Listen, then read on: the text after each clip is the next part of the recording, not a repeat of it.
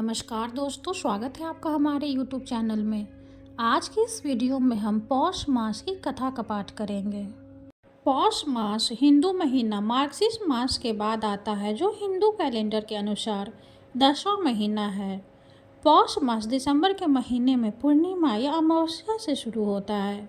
शिशिर ऋतु को पौष का शीत मास कहा जाता है, जो विभिन्न श्राद्ध कर्मों और पिंडदान के लिए शुभ माना जाता है। इस दौरान सूर्य देव की पूजा की जाती है। जो लोग इस महीने कोई पूजा पाठ करना चाहते हैं, उनके लिए यह बहुत ही कारगर रहेगा। पौष मास में विभिन्न त्यौहार जैसे पौष अमावस्या, बंदा अष्टमी, पौष पूर्णिमा आदि शामिल है। पौष पूर्णिमा माघ मास की तपस्या से शुरू होती है और शाकंभरी नवरात्रि के साथ समाप्त होती है। इस साल पौष महीना सोमवार 16 दिसंबर से सोमवार 13 जनवरी 2025 तक रहेगी। पौष के महीने में सुबह जल्दी उठकर सूर्य देव को जल चढ़ाना चाहिए। तांबे के पात्र से जल चढ़ाएं, उसमें लाल फूल डालकर ही अर्घ्य दें। सूर्य देव के उपासकों द्वारा ओम आदित्याय नमः जैसे मंत्र का जाप करना चाहिए। हिंदू मान्यता है कि पौष पूर्णिमा की शुरुआत में त्रिवेणी संगम में स्नान करने से मोक्ष प्राप्ति होती है। पौष पूर्णिमा की समाप्ति को भक्त शाकंभरी पूर्णिमा के रूप में मनाते हैं। उस दिन सभी लोग फल, सब्जी और साग की देवी शाकंभरी देवी की स्तुति करते हैं। तो आइए पाठ शुरू करते हैं। आज की कथा में हम गजेंद्र मोक्ष का पाठ करेंगे। तो आइए पाठ शुरू करते हैं। अति प्राचीन काल की बात है। द्रविड़ देश में एक पांड्य वंशी राजा राज करते थे। उनका नाम था इंद्रधूम्न। वे भगवान की आराधना में ही अपना अधिक समय व्यतीत करते थे। यद्यपि उनके राज्य में सर्वत्र सुख शांति थी, प्रजा प्रत्येक रीति से संतुष्ट थी, तथापि राजा इंद्रधूम्न अपना समय राज्य क्रम में कम ही दे पाते थे। वे कहते थे कि भगवान विष्णु ही मेरे राज्य की व्यवस्था करते हैं, अतः वे अपने इष्ट परम प्रभु की उपासना में ही तत्चित रहते थे। राजा इंद्रधूम्न के मन में आराधना की लालसा उत्तर तो और बढ़ती ही गई। इस कारण वे राज्य को त्याग कर मलय पर्वत पर रहने लगे। उनका वेश तपस्वियों जैसा था। सिर के बाल बढ़कर जटा के रूप में हो गए थे। वे निरंतर परम ब्रह्म परमात्मा की आराधना में तत्लीन रहते। उनके मन और प्राण भी श्री हरि के चरण कमलों में मधुकर बने रहते। इसके अतिरिक्त उन्हें जगत की कोई वस्तु नहीं सुहाती। उन्हें राज्य, कोष, प्रजा तथा पत्नी आदि किसी प्राणी या पदार्थ की स्मृति ही नहीं होती थी। एक बार की बात है, राजा इंद्रधूम्न प्रतिदिन की भांति स्नान आदि से निवृत्त होकर सर्वसमर्थ प्रभु की उपासना में तत्लीन थे। उन्हें ब्रह्म जगत का तनिक भी ध्यान नहीं था। संयोगवश उसी समय महर्षि अगस्त्य अपने समस्त शिष्यों के साथ वहां पहुंच गए, लेकिन न पाद्य, न अर्घ्य और न स्वागत। मौन व्रती राजा इंद्रधूम्न परम प्रभु के ध्यान में निमग्न थे। इससे महर्षि अगस्त्य कोपित हो गए। उन्होंने इंद्रधूम्न को शाप दे दिया। इस राजा ने गुरुजनों से शिक्षा नहीं ग्रहण की और अभिमानवश परोपकार से निवृत्त होकर मनमानी कर रहा है। ऋषियों का अपमान करने वाला यह राजा हाथी के समान जड़ बुद्धि है, इसलिए इसे घोर अज्ञान मानी हाथी की योनि प्राप्त हो। महर्षि अगस्त्य भगवत भक्त इंद्रधूम्न को यह शाप देकर चले गए। राजा इंद्रधूम्न ने इसे श्री भगवान का मंगलमय विधान समझकर प्रभु के चरणों में सिर रख दिया। क्षीराब्दी में 10 सहस्त्र योजना लंबा, चौड़ा और ऊंचा त्रिकुट नामक पर्वत था। वह पर्वत अत्यंत सुंदर एवं श्रेष्ठ था। उस पर्वतराज त्रिकुट की तराई में ऋतुमान नामक भगवान वरुण का कीड़ा कानन था। उसके चारों ओर दिव्य वृक्ष सुशोभित थे। वे वृक्ष सदा पुष्पों और फूलों से लदे रहते थे। उसे कीड़ा कानन ऋतुमान के समीप पर्वत श्रेष्ठ त्रिकुट के गहन वन में हथनियों के साथ अत्यंत शक्तिशाली और अमित पराक्रमी गजेंद्र रहता था। एक बार की बात है, गजेंद्र अपने साथियों सहित तृषाधीन प्यास की तीव्रता से व्याकुल हो गया। वह कमल की गंध से सुगंधित वायु को सूंघकर एक चित्ताकर्षक विशाल सरोवर के तट पर जा पहुंचा। गजेंद्र ने उस सरोवर के निर्मल, शीतल और मीठे जल में प्रवेश किया। पहले तो उसने जल पीकर अपनी तृषा बुझाई, फिर जल में स्नान कर अपना श्रम दूर किया। तत्पश्चात उसने जल क्रीड़ा आरंभ कर दी। वह अपनी सूर में जल भरकर उसकी फुहारों से हथनियों का स्नान कराने लगा। तभी अचानक गजेंद्र ने सूर उठाकर चित्कार की। पता नहीं किधर से एक मगर ने आकर उसका पैर पकड़ लिया था। गजेंद्र ने अपना पैर छुड़ाने के लिए पूरी शक्ति लगाई, परंतु उसका वश नहीं चला, पैर नहीं छूटा। अपने स्वामी गजेंद्र को ग्रस्त देखकर हथिनियाँ, कलम्ब और अन्य गज अत्यंत व्याकुल हो गए। वे सूंड उठाकर चिघाड़ने और गजेंद्र को बचाने के लिए सरोवर के भीतर बाहर दौड़ने लगे। उन्होंने पूरी चेष्टा की, लेकिन सफल नहीं हुए। वस्तुतः महर्षि अगस्त्य के शाप से राजा इंद्रद्युम्न ही गजेंद्र हो गए थे और गंधर्व श्रेष्ठ हुहु महर्षि देवल के शाप से ग्राह हो गए थे। वे भी अत्यंत पराक्रमी थे। संघर्ष चलता रहा। गजेंद्र स्वयं को बाहर खींचता और ग्राह गजेंद्र को भीतर खींचता। सरोवर का निर्मल जल गंदा हो गया था। कमल दल छत विक्षित हो गए। जल जंतु व्याकुल हो उठे। गजेंद्र और ग्रह का संघर्ष 1 वर्ष तक चलता रहा। दोनों जीवित रहे। यह दृश्य देखकर देवगण चकित हो गए। अंततः गजेंद्र का शरीर शिथिल हो गया। उसके शरीर में शक्ति और मन में उत्साह नहीं रहा, परंतु जलचर होने के कारण ग्रह की शक्ति में कोई कमी नहीं आई। उसकी शक्ति बढ़ गई। वह नवीन उत्साह से अधिक शक्ति लगाकर गजेंद्र को खींचने लगा। असमर्थ गजेंद्र के प्राण संकट में पड़ गए। उसकी शक्ति और पराक्रम का अहंकार चूर चूर हो गया। वह पूर्णतः निराश हो गया। किंतु पूर्व जन्म की निरंतर भगवत आराधना के फलस्वरूप उसे भगवत स्मृति हो आई। उसने निश्चय किया कि मैं कराल काल के भय से चराचर प्राणियों के शरण सर्वसमर्थ प्रभु की शरण ग्रहण करता हूँ। इस निश्चय के साथ गजेंद्र मन को एकाग्र कर पूर्व जन्म में सीखे श्रेष्ठ स्रोत द्वारा परम प्रभु की स्तुति करने लगा। गजेंद्र की स्तुति सुनकर सर्वात्मा सर्वदेव रूप भगवान विष्णु प्रकट हो गए।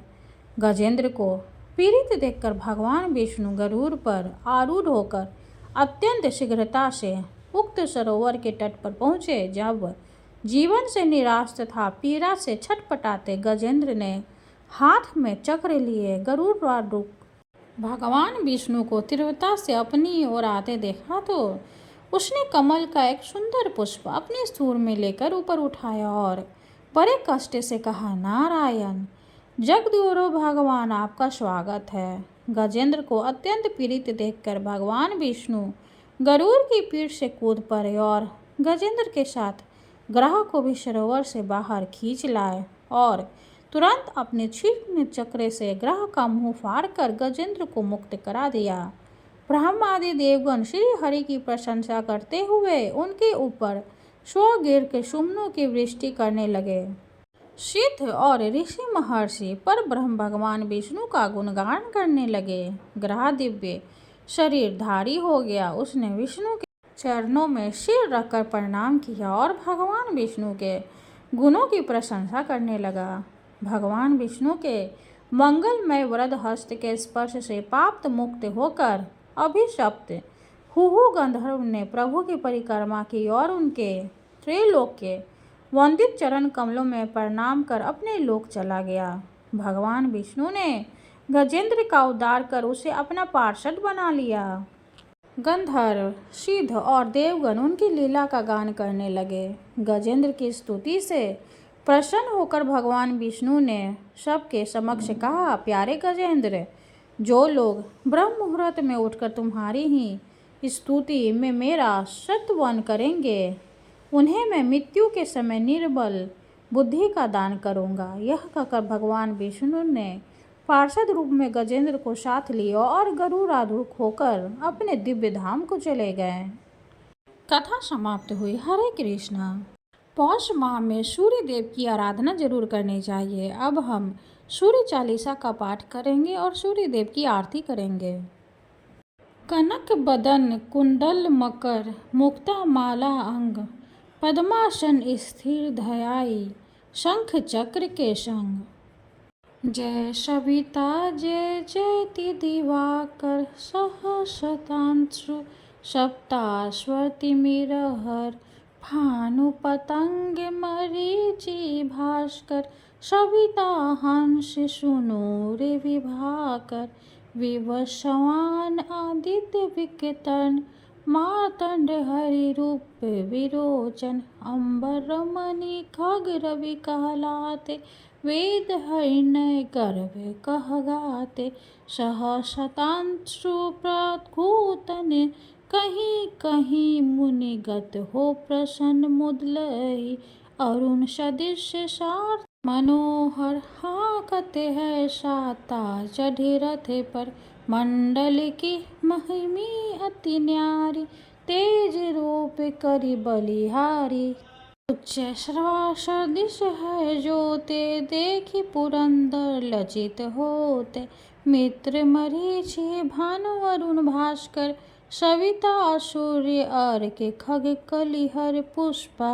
रवि आदित्य नाम ले हरि नय गर्भाय नमः कहि के द्वादश नाम प्रेम सो गावे मस्तक बार नवावे चार पदार सो जन पावे दुख दरिद्र अघ पुंज नसावे नमस्कार को चमत्कार्य विधि हरिहर को कृपाश्चर्य सेवी भानु तुम ही मन लाई अष्ट सिद्धि नौ निधि ते ही पाई 12 नाम उच्चारण करते सहस जन्म के पादक टरते उपाख्यान जो करते तव जन रिपु सौ जम लहते सोते ही छन छन सुत जुत परिवार बढ़ तू है प्रबल मोह को फंद कट तू है और के शीश को रक्षा करते रवि ललाट परिणित विहरते सूर्य नेत्र परिणित विराजत कर्ण देश पर दिन कर छाजत भानु नासिका वास करहु नित भास कर करत सदा मुख कोहित उठ रहे पर जन्य हमारे रसना बीच तीक्ष्ण बस प्यारे कंठ सुवर्ण रेत की शोभा तिग्मा तेजस कांधे लोभा भूषा बाहु मित्र पिठी पर त्वष्टा वरुण रहम सुवश कर युगल हाथ पर रक्षा कारत भानुमान उर सर में सुवदर चरण बसते नाभि आदित्य मनोहर कटि महंस रहते मन मुद्रि भर जंघा गोपति सविता बासा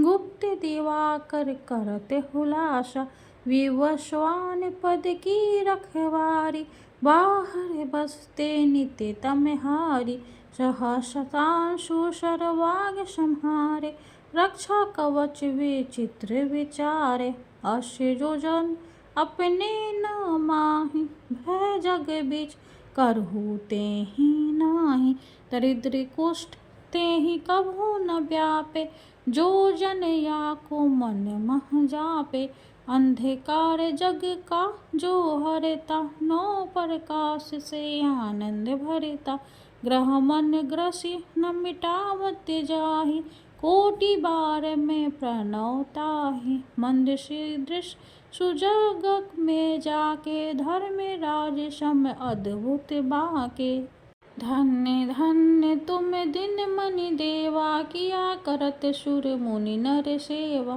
भक्ति भाव युत पुण्य नियम सो दूर हटत सो भव के भ्रम सो परम धन्य सोनर तनिधारी है प्रसन्न जेहि पर तमहारी। अरुण माघ सूर्य फागुन मद वेदांग नाम रवि उदय।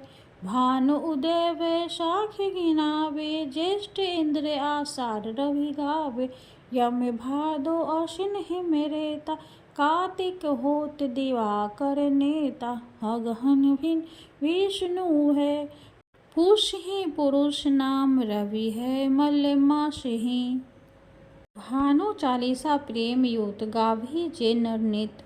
सुख संपत्ति लहे विविध हुई सदा कृतकृत्य।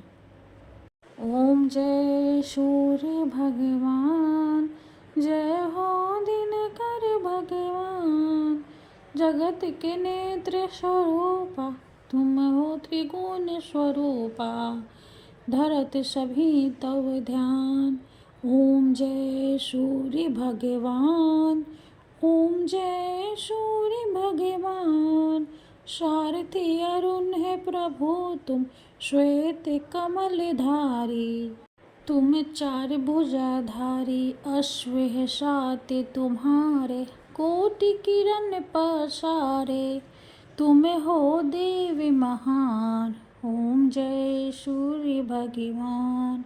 उषा काल में जब तुम उदयाचार्य आते।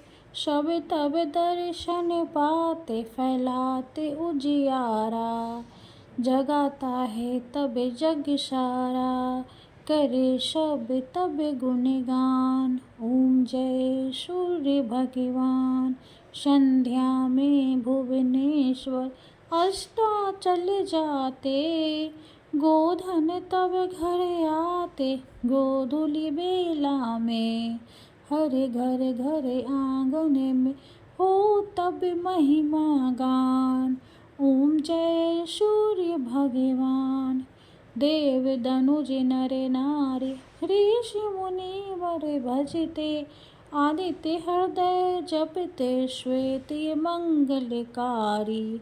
इसकी है रचना न्यारी दे नव जीवन दान। ओम जय सूर्य भगवान। तुम हो त्रिकाल रचयिता तुम जग के आधार। महिमा तब अपरंपार प्राणों का सिंचन करके। भक्तों को अपने देते बल बुद्धि और ज्ञान। ओम जय सूर्य भगवान। भूचर जलचर खेचर सबके हो प्राण तुम्हीं। सब जीवों के प्राण तुम्हीं। वेद पुराण बखाने धर्म सभी तुम्हें माने। तुम ही सर्वशक्तिमान। ओम जय सूर्य भगवान। पूजन करती दिशाएं पूजे दश दिक्पाल। तुम भुवनों के प्रतिपाल ऋतु में तुम्हारी दासी। तुम शाश्वत अविनाशी शुभकारी अंशुमान। ओम जय सूर्य भगवान ओम जय सूर्य भगवान। जय हो दिनकर भगवान। जगत के नेत्र स्वरूपा तुम हो त्रिगुण स्वरूपा। धरत सभी तब ध्यान। ओम जय सूर्य भगवान। सूर्य भगवान की जय हो। वीडियो अगर अच्छी लगे तो लाइक कर दे चैनल को सब्सक्राइब कर दे। धन्यवाद।